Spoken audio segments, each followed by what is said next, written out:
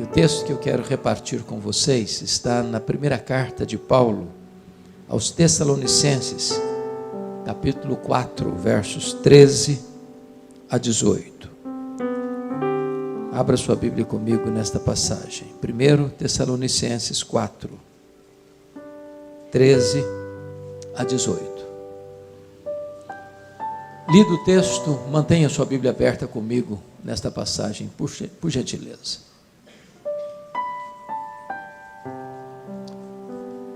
Paulo escreve à igreja de Tessalônica assim: não queremos, porém, irmãos, que sejais ignorantes com respeito aos que dormem, para não vos entristecerdes como os demais que não têm esperança. Pois se cremos que Jesus morreu e ressuscitou, assim também Deus, mediante Jesus, trará em sua companhia os que dormem. Ora, ainda vos declaramos por palavra do Senhor isto: nós, os vivos, os que ficarmos até a vinda do Senhor, de modo algum precederemos os que dormem. Porquanto o Senhor mesmo, dada a sua palavra de ordem, ouvida a voz do arcanjo, e ressoada a trombeta de Deus, descerá dos céus, e os mortos em Cristo ressuscitarão primeiro. Depois nós, os vivos, os que ficarmos, seremos arrebatados juntamente com eles entre nuvens para o encontro do Senhor nos ares, e assim estaremos para sempre com o Senhor. Consolai-vos, pois, uns aos outros com estas palavras. Amém. Bom, Paulo era um teólogo e Paulo era um pastor. Paulo aproveitava os problemas que as igrejas locais que ele havia plantado enfrentavam para trazer bases doutrinárias sólidas para a igreja. Vocês bem sabem que Tessalônica era uma cidade grega. Tessalônica era a capital de uma província romana grega, a província da Macedônia. E o problema que está acontecendo aqui é que o pensamento secular, o pensamento do mundo, a cosmovisão que as pessoas tinham lá fora, estava entrando para dentro da igreja e formatando o pensamento da igreja. Em vez da igreja influenciar o mundo estava influenciando a igreja. O que está acontecendo aqui? Por que Paulo está escrevendo essa carta? O problema está aqui no verso de número 13. Olha o que ele diz: não queremos, porém, irmãos, que sejais ignorantes com respeito aos que dormem, para não vos entristecerdes como os demais que não têm esperança. É que os gregos tinham como pilar do seu pensamento o chamado dualismo. O que é isso?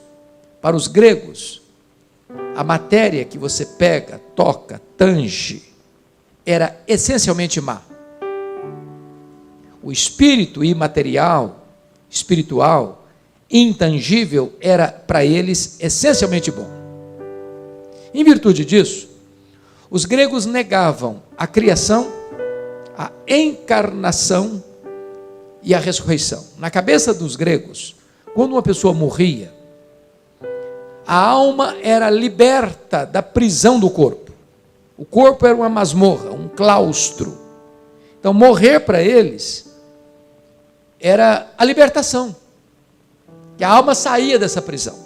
O corpo imaterial é mau, a alma imaterial é boa. Só que a alma boa vive numa prisão, numa masmorra, num cárcere chamado corpo.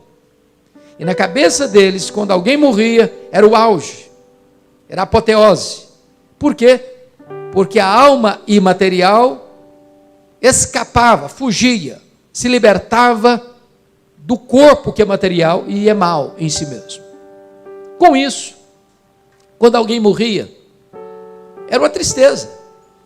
A igreja ficava completamente isolada. Não tinha esperança. Não tem consolo. Porque o pensamento lá do mundo estava invadindo a igreja, afetando a igreja. E os crentes da igreja de Tessalônica não tinham conhecimento, eram ignorantes com respeito aos que dormem. Por isso não tinham consolo, não tinham esperança.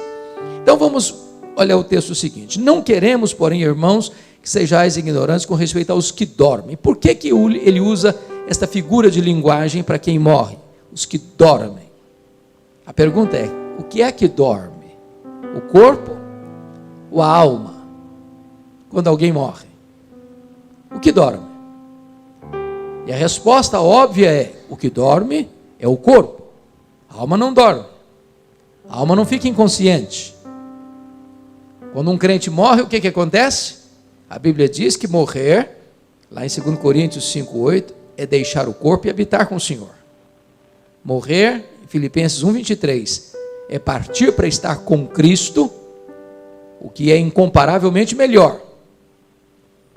Por exemplo, quando Jesus morreu na cruz, qual foi a sua última palavra na cruz? Pai, nas tuas mãos entrego o meu espírito. O corpo dele foi sepultado, mas ele entregou o espírito para o Pai. Por exemplo, quando Jesus disse para aquele ladrão à sua direita, que se arrependeu na 1/10 hora: hoje mesmo estarás comigo no paraíso. Então, aquele homem deve ter sido sepultado logo depois que morreu na cruz, mas o espírito dele, ou a alma dele, foi para estar com Jesus. Então, o que dorme não é a alma. Você não é uma alma, você não é um corpo que tem uma alma, você é uma alma que tem um corpo. O seu corpo não sobrevive sem a sua alma. Foi feito pó, é pó, volta ao pó. Mas a sua alma sobrevive sem o seu corpo. Aqueles que morreram desde Abel já estão no céu, reinando com Cristo, desfrutando da glória eterna. Não no sentido pleno e máximo ainda. Por quê? Porque o corpo que foi feito pó é pó, volta ao pó. Só quando Jesus voltar em majestade e glória é que os mortos vão ressuscitar. Então diz a Bíblia que todos ouvirão a sua voz e sairão dos túmulos, uns para a ressurreição da vida, outros para a ressurreição do juízo.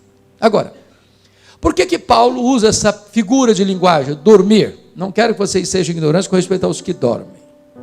Para nos trazer duas coisas à memória. Primeiro, quem dorme, descansa.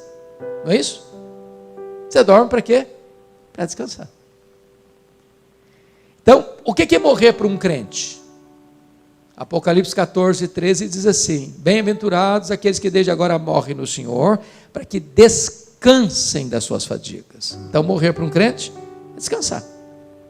Em segundo lugar, quem dorme vai acordar. Se não acorda, não dormiu, morreu. Não é verdade?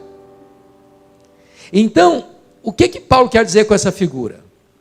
Que a morte é temporária, a morte tem prazo de validade, a morte não é definitiva e nem permanente.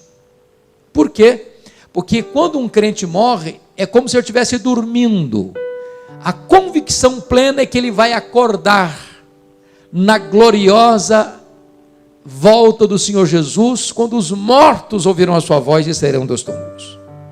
Bom, o problema é que agora os crentes, influenciados por um pensamento secular, por um pensamento grego, pelo helenismo grego, estavam sem qualquer esperança, sem qualquer consolo na hora da morte.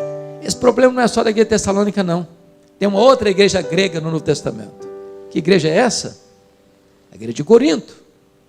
Se Tessalônica era capital de uma província romana da Grécia, a Macedônia, Corinto, era capital de uma outra província romana grega, que era a província da Acaia.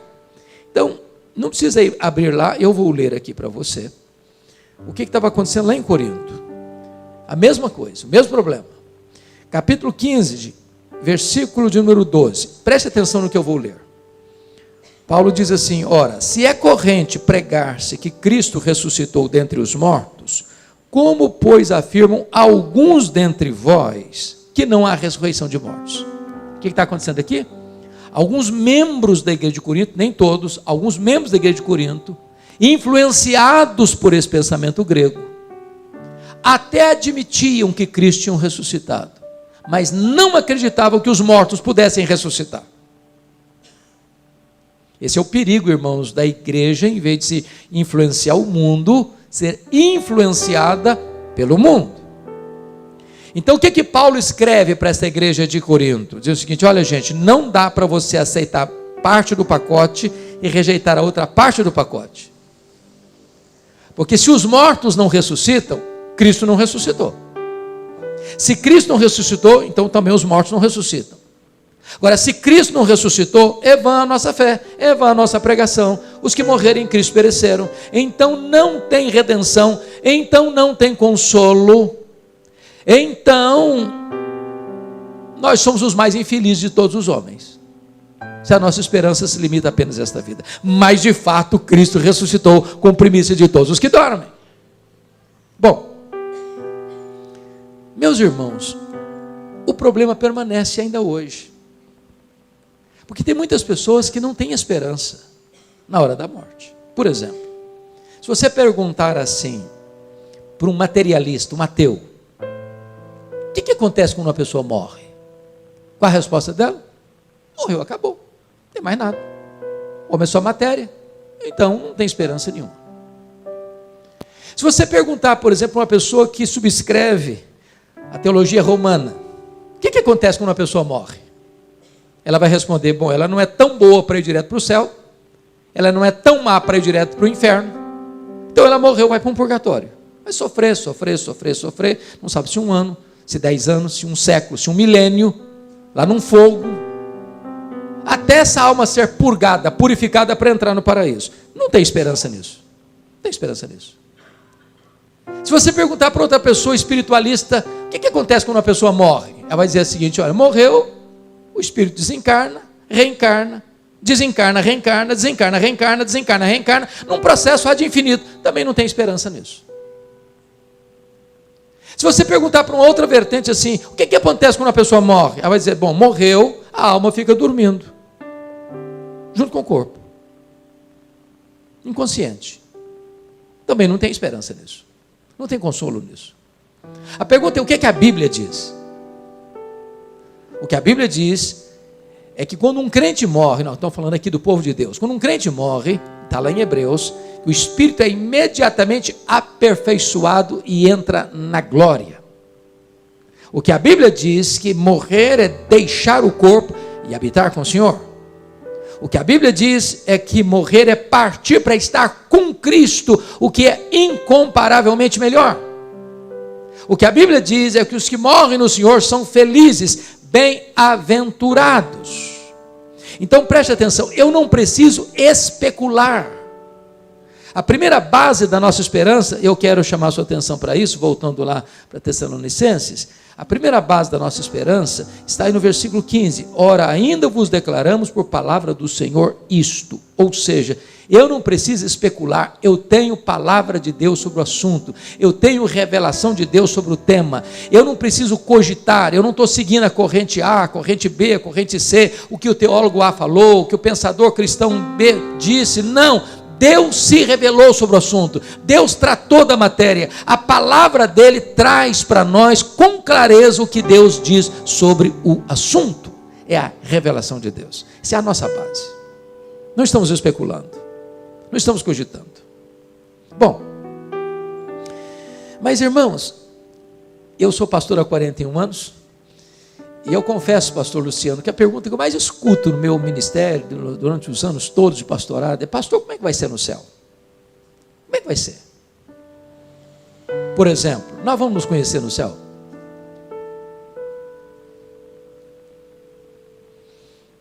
E a resposta óbvia é: claro que nós vamos nos conhecer no céu. É claro. Aqui nós conhecemos em parte, lá conheceremos como somos conhecidos. Aqui vemos como embaçado, como espelho do primeiro século. Lá veremos face a face. Você já imaginou você morar com alguém eternamente sem saber quem ela é? Não faz sentido isso. Alguém diz, não pastor, mas se nós vamos nos conhecer no céu, deve ser muito triste, porque se eu chegar lá e a minha mãe não estiver lá? E se eu chegar lá e meu pai não estiver lá?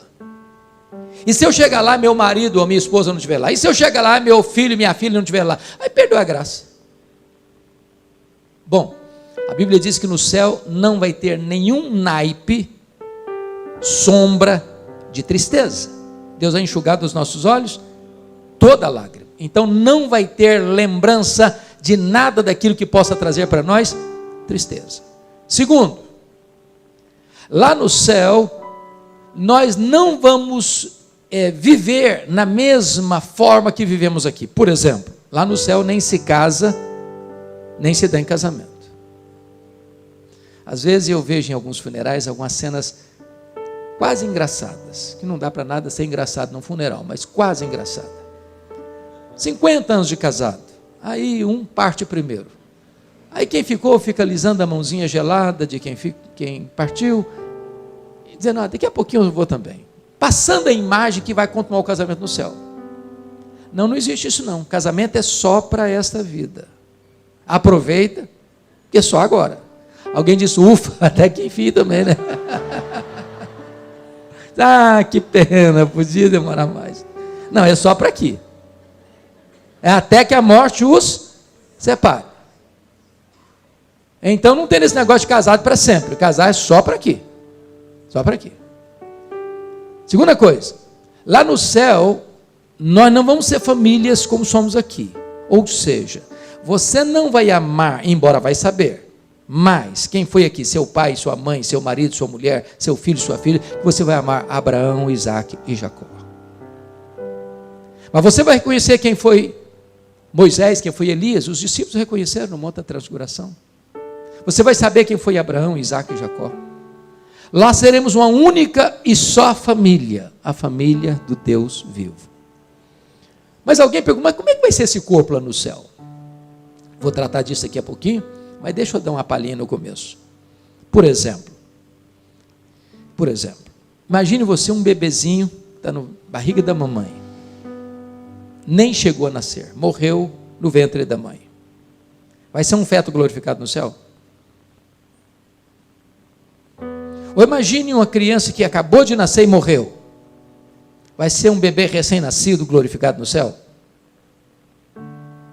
Ou imagine você uma pessoa que passou dos 100 anos na nossa geração, o que não é um pouco raro hoje já, né? Já tem alguns. Lá em Vitória nós temos uma pessoa muito amada, está com 107 anos. E ela, pasmem vocês, enfia linha na agulha sem usar óculos. E eu fico com a inveja santa dela. Então a pergunta é, e se uma pessoa morre com mais de 100 anos, vai ser um vovozinho, uma vovozinha de bengala no céu? Como é que vai ser o nosso corpo lá? O que a Bíblia diz é que nós teremos um corpo semelhante ao corpo da glória do Senhor Jesus. Todos vão ter um corpo perfeito, maduro, completo, semelhante ao corpo da glória do Senhor Jesus. Uma notícia boa para as meninas: o corpo da ressurreição não vai brigar nem com a balança, nem com o espelho. Coisa fantástica, não? Bom, qual é a base, irmãos? Qual é a base da nossa esperança? Qual é a âncora da esperança do nosso consolo? Primeiro, é que nós temos a revelação de Deus sobre isso. Eu não preciso ficar em dúvida, eu não preciso cogitar, eu não preciso especular, eu não preciso buscar a teoria A, a teoria B, a teoria C. Deus já falou sobre o assunto. Então, se Deus falou, está falado. Não se discute, obedeça, creia, aproprie-se, usufrua. Segundo pilar da nossa esperança, confira comigo, está no versículo 16. Porquanto o Senhor mesmo, dada a sua palavra de ordem, ouvida a voz do arcanjo e ressoada a trombeta de Deus, descerá dos céus. Então, se o primeiro pilar da esperança é a revelação de Deus, o segundo pilar é a parousia, é a segunda vinda de Cristo. Essa é uma verdade magna. Isso aqui é a acrópole da fé cristã. Isso aqui é o pináculo da nossa esperança. Isso aqui é a consumação de todas as coisas. Jesus voltará. E como ele voltará? A Bíblia responde em Atos 1:11 que ele voltará pessoalmente. Quando os discípulos estavam lá no Monte das Oliveiras, e Jesus está ascendendo aos céus, entre nuvens, e eles estão olhando para as alturas, descem 2 anjos e perguntam assim para eles: varões galileus, por que estáis olhando para as alturas? Esse mesmo Jesus que viste subir, assim descerá dos céus. Em outras palavras, ele não vai enviar um embaixador, ele não vai enviar Miguel, nem Gabriel, nem um arcanjo, nem um querubim, nem um serafim, nem um anjo. Ele pessoalmente voltará para buscar a sua igreja, para buscar a sua noiva. Segundo, ele virá visivelmente. Apocalipse 1, versículo 7 diz que todo olho verá, até aqueles que o traspassaram. O que significa isso? Aqueles que cuspiram em Jesus, aqueles que espancaram Jesus. Meus irmãos, antes de Jesus tocar aqui, eles vão ressuscitar. Uns para a ressurreição da vida, outros para a ressurreição do juízo. E eles terão que ver o Cristo glorioso, o Cristo vencedor, o Cristo onipotente descendo das alturas. Todo olho verá.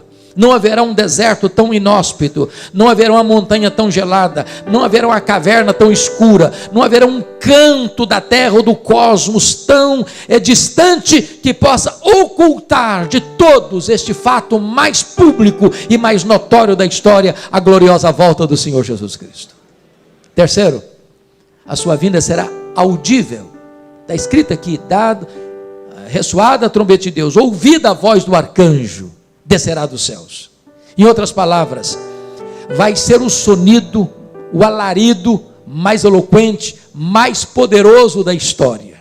Ninguém ficará fora, nem da visão, nem da audição deste maior evento que vai acontecer na história da humanidade, que é a gloriosa volta do Senhor Jesus. Não importa o fuso horário, se aqui ou se 12 horas distante aqui no Japão ou na Coreia, não importa se no continente americano ou no continente europeu ou no continente africano ou no continente asiático ou na Oceania, não importa onde a pessoa estiver, todo olho verá e todo ouvido ouvirá quando Jesus voltar com grande majestade e glória. Mas, quarto lugar, como ele voltará? Ele voltará repentinamente. A Bíblia diz que vai ser como um relâmpago que risca os céus do Oriente ao Ocidente. O apóstolo Paulo, voltando a esse tema lá em 1 Coríntios 15, diz que vai ser no momento. E a palavra momento no grego é átomos, de onde vem a nossa palavra portuguesa, átomo, é como um abrir e fechar de olhos. Eu pergunto a você, quantas vezes você pisca por dia seus olhos?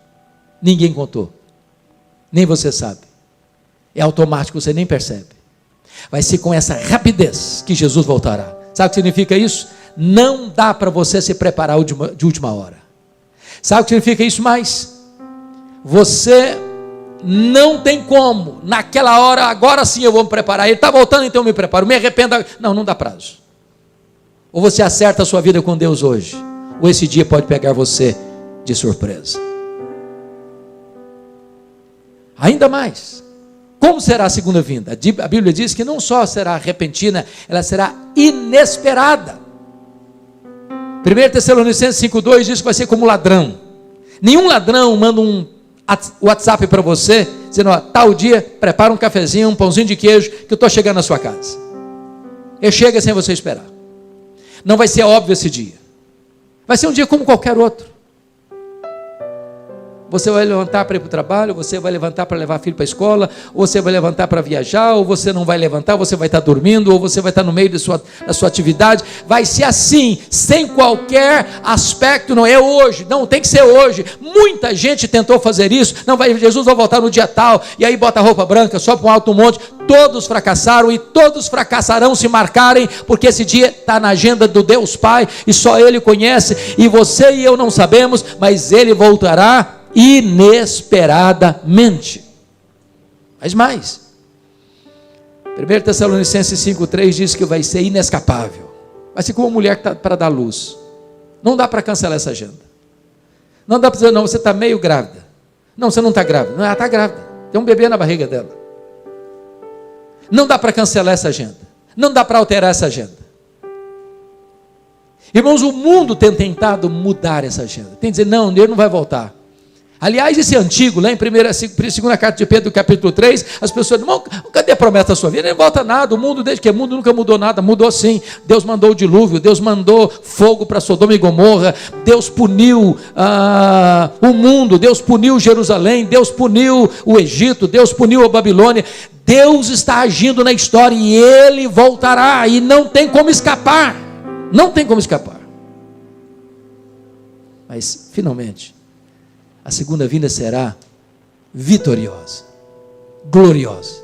A Bíblia diz que Ele vem com grande majestade e poder, e vai se assentar no trono, e vai julgar as nações, e vai colocar todos os inimigos debaixo dos seus pés. E diz Apocalipse que vai lançar no lago do fogo o anticristo, o falso profeta, o diabo, a morte, e todos aqueles cujos nomes não estão escritos no livro da vida, e então Ele vai entregar o reino ao Deus e Pai, e a sua vitória vai ser retumbante e completa, e nós reinaremos com Ele pelos séculos dos séculos, amém.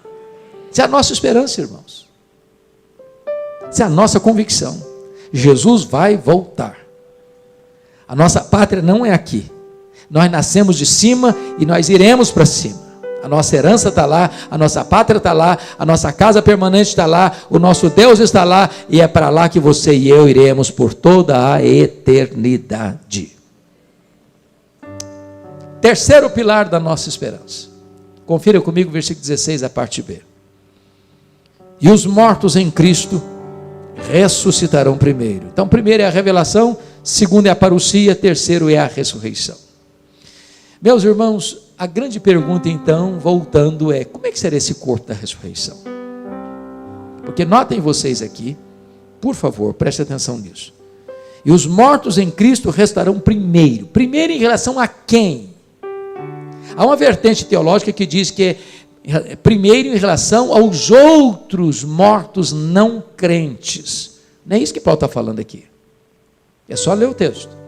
E os mortos em Cristo restarão primeiro, depois nós, os vivos, os que ficarmos, seremos arrebatados. Ou seja, é primeiro em relação aos vivos serem transformados, e não primeiro em relação a outros mortos que ressuscitarem em outro tempo. Não, a ressurreição dar-se-á num momento. Todos ouvirão sua voz e serão dos túmulos, uns para a ressurreição da vida, outros para a ressurreição do juízo. Então, primeiro ponto que eu quero dizer aqui: não tem prejuízo nenhum para um crente que morre no Senhor. Por quê? Primeiro, ele já começa a desfrutar o céu.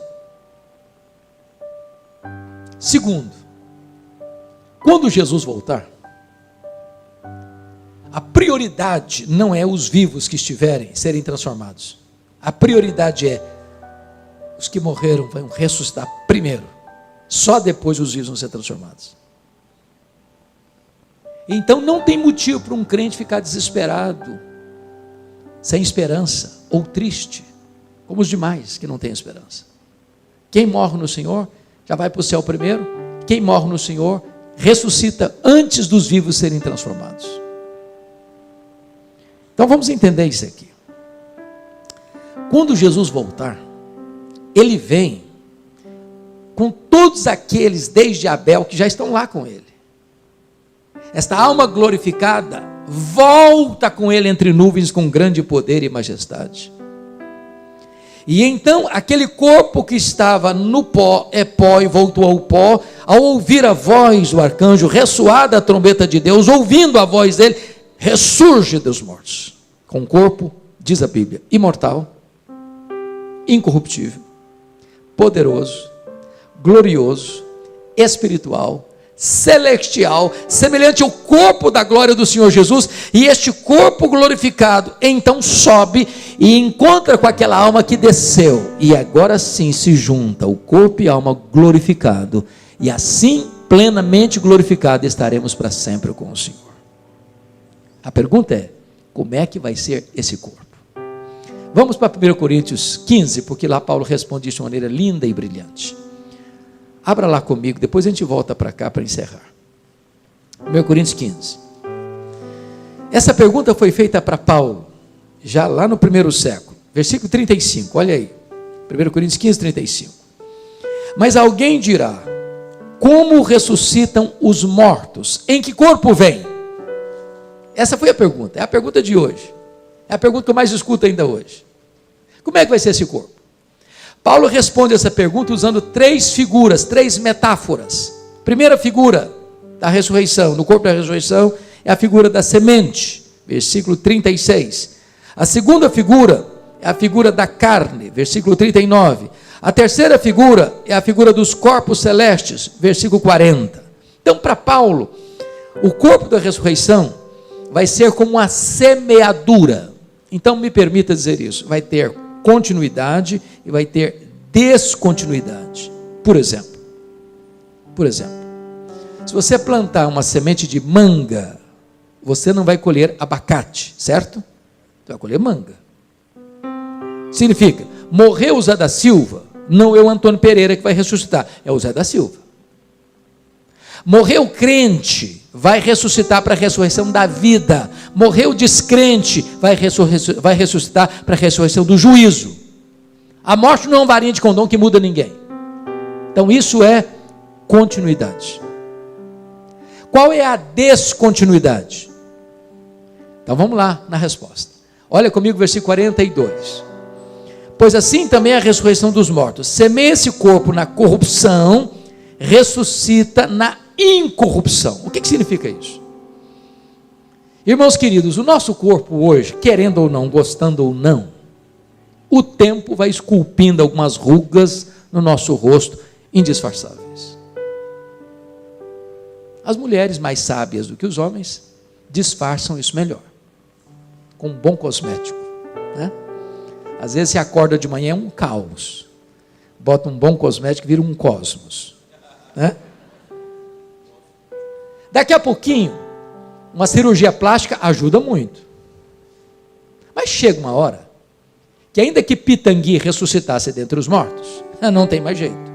As pernas ficam bambas, os joelhos ficam trôpegos, as mãos ficam descaídas, os olhos ficam embaçados, e diz os entendidos, que cada fio de cabelo branco que brota na sua cabeça, é a morte chamando você para um duelo. Eu acho até um exército acampado ao meu redor. Nós estamos encrencados.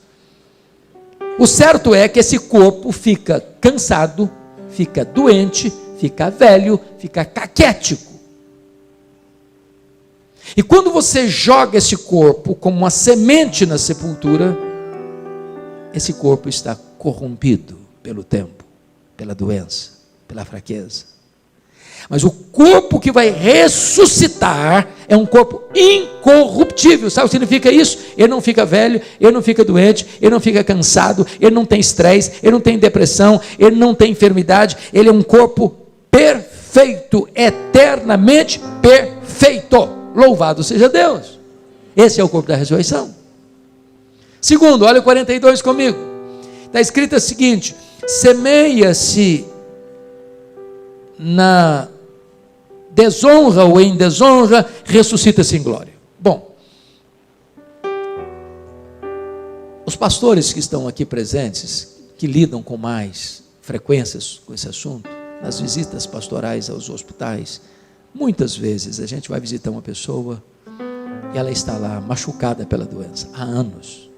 Eu tive uma ovelha, pastor Luciano, ficou 14 anos em coma, 14 anos.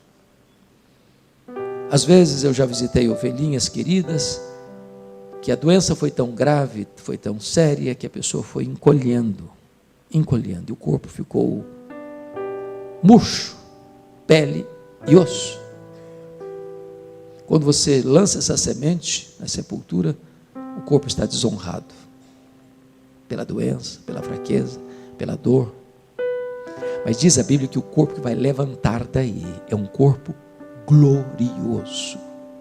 A Bíblia chega a dizer que vai brilhar como o sol no seu fulgor.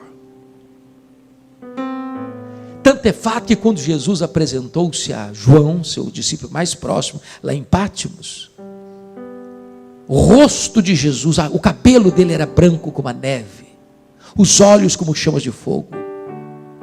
A Bíblia diz que os pés eram como bronze polido, as mãos sustentavam a igreja, a voz era como voz de muitas águas, o rosto dele brilhava como o sol no seu fulgor, e João caiu como morto aos seus pés. Tamanha glória, o fulgor do corpo glorioso do Senhor Jesus, pois este é o corpo que você e eu teremos na ressurreição.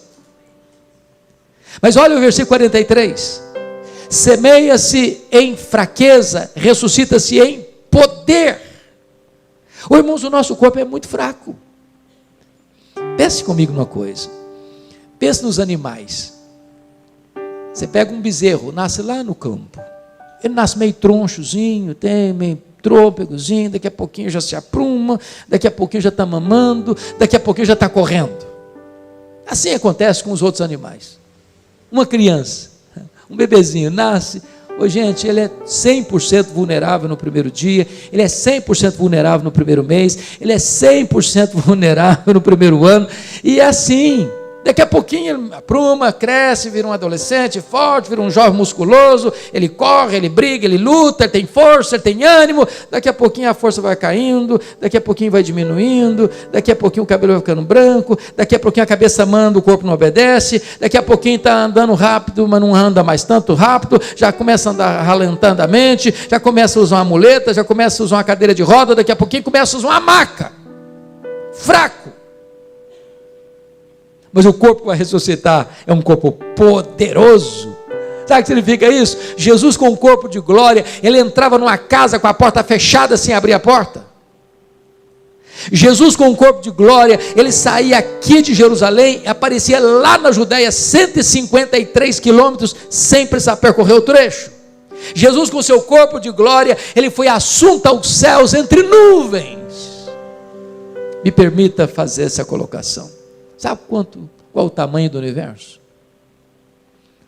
Ninguém sabe exatamente, mas os cientistas dizem que tem mais de 93 bilhões de anos-luz de diâmetro. Se você voasse a velocidade da luz, 300 mil quilômetros por segundo, nessa velocidade você gastaria mais de 93 bilhões de anos para ir de uma extremidade à outra do universo. Onde está o céu? Onde? Se Jesus voltou para o céu na velocidade da luz, 300 mil quilômetros por segundo, depois de 2000 anos ele está logo ali na esquina ainda. Me permita perguntar, quanto tempo um anjo demora para vir do céu à terra, para socorrer você? Quanto tempo? Está lá de dedos? Qual a distância do céu à terra? O que significa isso?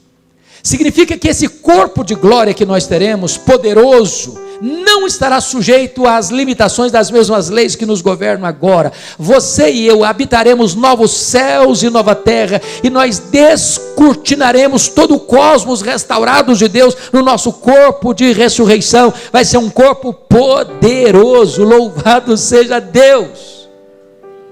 Me permita dizer outra coisa. Se você não gosta de trabalhar, você está encrencado, porque lá no céu nós vamos trabalhar, sabia disso? Seus servos o servirão. O que me impressiona é que Albert Einstein diz que nesse corpo fraco, que fica caquético, nós não usamos sequer 10% do nosso potencial, já fazemos coisas tão fantásticas. Agora, você já pensou o que você não pode fazer num corpo 100% turbinado pela glória de Deus? Que não fica doente, que não fica cansado, que não tem defeito físico, que não tem limitação? Nós vamos servi-lo e nós vamos explorar todo esse cosmos restaurado de Deus para servir o Rei da Glória. Vai ser assim o corpo da ressurreição.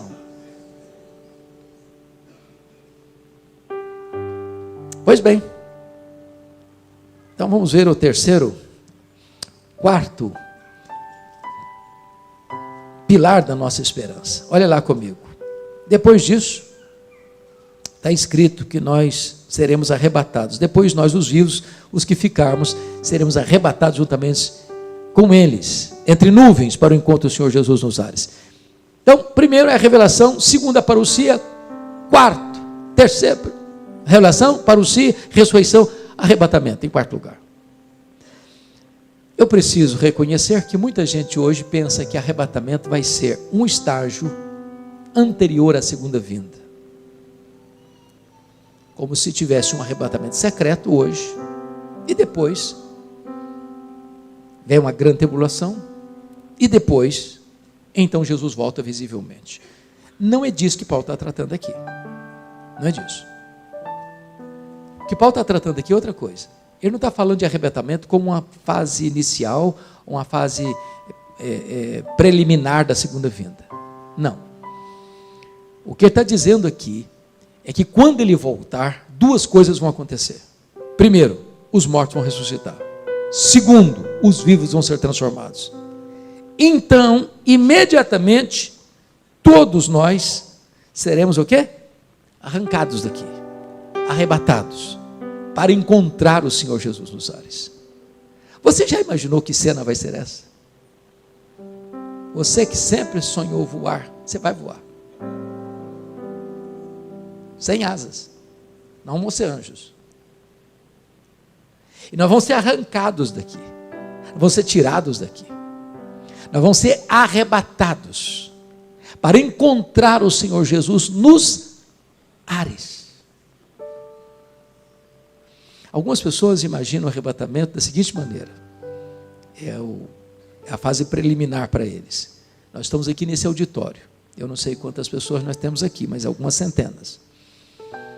Aí Jesus volta secretamente. Desaparece aqui 80% do auditório. Aí os 20 que ficam, cadê? Cadê o fulano? Cadê o fulano? Cadê o Beltrano? Para onde foi? Será que foi embora? Some, desaparece. Ou, na linguagem do cântico lá, o mercado está vazio. Pensa num avião. Você está num supersônico, num avião a jato com 400 e tantos passageiros. O piloto é crente. De repente o piloto some, o avião fica desgovernado no ar. Não é propriamente isso que a Bíblia está dizendo. Não, não, não. O arrebatamento não é distinto da segunda vinda. É a segunda vinda. O arrebatamento apenas está afirmando que quando ele voltar na segunda vinda, duas coisas vão acontecer: os mortos ressuscitam, os vivos são transformados e arrebatados, e então todos nós agora, formando um só povo, uma só igreja glorificada, seremos arrancados daqui, seremos arrebatados para encontrar o Senhor Jesus nos ares. Essa é a nossa esperança, essa é a nossa base de esperança, essa é a nossa convicção, essa é a glória da promessa de Deus para a sua igreja. E Paulo termina, primeiro, a revelação, segundo, a parousia, terceira, a ressurreição, quarto, arrebatamento, quinto, a reunião. E assim estaremos para sempre com o Senhor. Não tem despedida, não tem adeus, não tem separação. Por que eu acho bonito isso? A gente vive hoje no mundo da mobilidade, não é verdade? Me permita uma pergunta diagnóstica.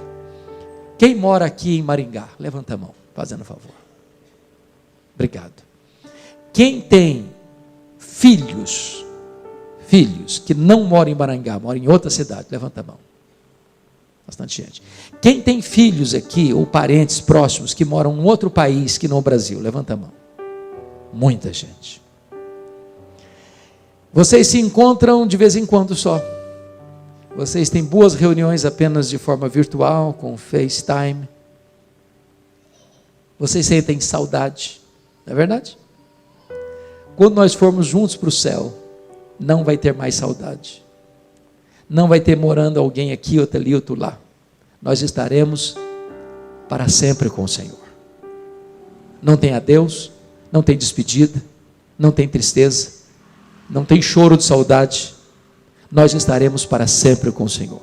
Nós veremos a face de Jesus, nós serviremos a Jesus, nós reinaremos com Jesus, nós usufruiremos a glória de Jesus, nós conheceremos mais e mais e mais e mais, sem nunca esgotar o conhecimento de Jesus, e nós estaremos para sempre, onde não tem choro, onde não tem lágrima, onde não tem dor, onde não tem luto, onde a morte já não mais existirá. Esta é a convicção do cristão, esta é a palavra de Deus para você, este é o consolo que Deus traz para a sua igreja.